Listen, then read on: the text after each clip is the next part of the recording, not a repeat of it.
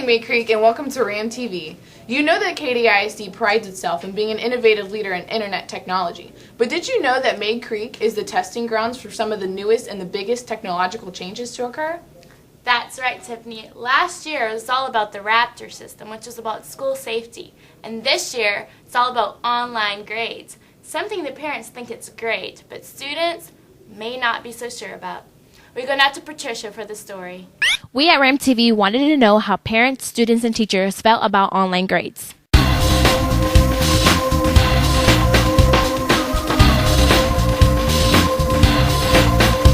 How do you feel about online grades? I really don't care because it's senior year and we only have like 4 classes. So my parents check my grades. I have straight A's anyway. Well, I think my mom's been asking about it, and it really sucks now because hopefully I'll still have my car afterwards. I think it really sucks because like now my parents can just check up on me at any time. I think it's a good idea because a lot of parents that don't get the report cards from the kids can actually go online and find out for themselves. I think it's great because not all students will come home and tell their parents the truth about what's going on in school, and this is a way for a parent to be able to keep up with what's going on. Well, I'm putting some in right now, actually. And no, I think that's really good, and I think it's really good that parents are able to check their students' grades and their progress, because sometimes when we send progress reports home, they don't get home. So I think it's a really good way for parents to, check on their kids' grades, and it actually makes it a little bit easier on the teachers for parent communication.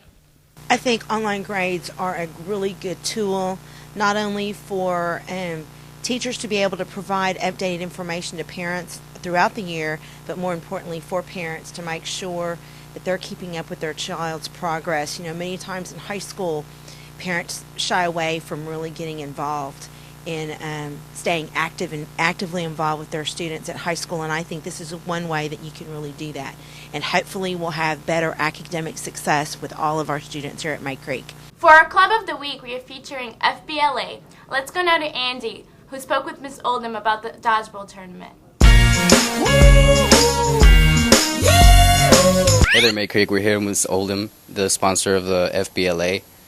Now, Miss Oldham, what is the purpose of FBLA and what are you guys planning to do this year? Well, FBLA stands for the Future Business Leaders of America. And so we have basically 2 purposes. We do a lot of community service activities, and then we do leadership and contest activities. What are some activities that you guys have for Mayde Creek for fundraising? Okay, right now we're selling entertainment books. Shortly we will have some magnet boards that we will be selling, and then our big fundraiser for the year, though, is one we started last year, and that's the dodgeball tournament. Can you give us some more information about the dodgeball tournament? Like, when is it going to be? How much?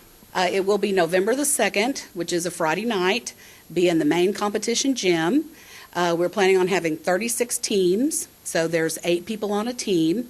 It costs $5 per person to compete, so that would be $40 per team. And then we will also sell tickets, and so we have concessions, and we also have corporate sponsors. Thank you. This is Andy Castro with RAM TV.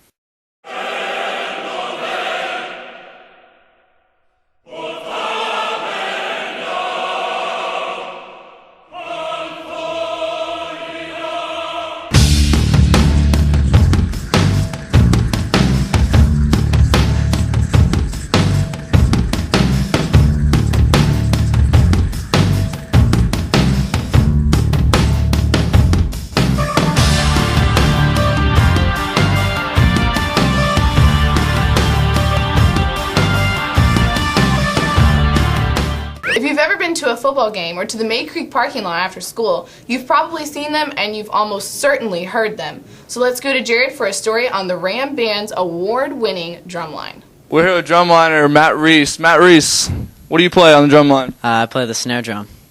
How do you like that? I love it. It's my favorite thing to do. Is it hard to be on the drumline? Yeah, it is very hard. It's physically demanding and mentally demanding as far as marching and playing music. A lot of things are going through your mind at once. How important is the drumline? It's vital to the band because we keep time, and you can do drumline without a band, but you can't have a band without a drumline.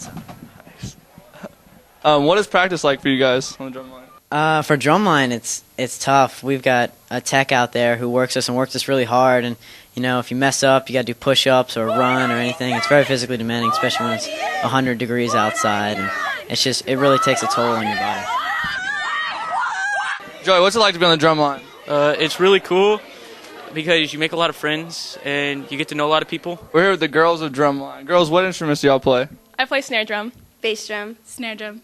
Do y'all enjoy the drumline? Yes. Yeah. It's fun. Is it hard? Yeah, it's a lot of hard work and dedication. Practice takes a lot of endurance and stamina to get through it. It's pretty hot outside and a lot of focus and concentration. Well, what kind of things do y'all do at practice? We march through our drill. We have to play. A lot of time the drumline has to play when the band isn't. So we have to do a lot more work, I think. How important is the drumline to the band? Extremely. We're like the time. We keep it going. We're the heartbeat. Yeah. What do you guys do to prepare for games? To prepare, we usually get all the battery, which is like the drums, the snare drums, tenors, and basses. We get in here and we pack it in and turn off all the lights, and set on our strobe lights and our black lights, and pump some music, and we rave. Can you guys show us? Maybe later.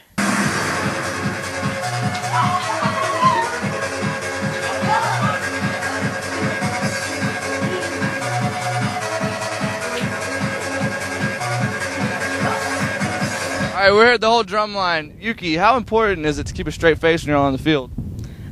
We need to look intense and like we're not just messing around and that we're serious about what we're doing, so that's why it's important to keep a straight face. We always like a challenge at Ram TV, so we decided to put them to the test to see how long they could keep their game face. And despite Jared's best efforts, I must admit they did a great job. Matt Reese. Quit smiling, Matt Reese. Quit smiling. Ah! Don't laugh. Now that's focus. They were a tough cookie to break, but in the end, we got them. So when you see the drumline out there doing their thing, don't be fooled by their stoic faces. They may have focus on the field, but they sure know how to have fun.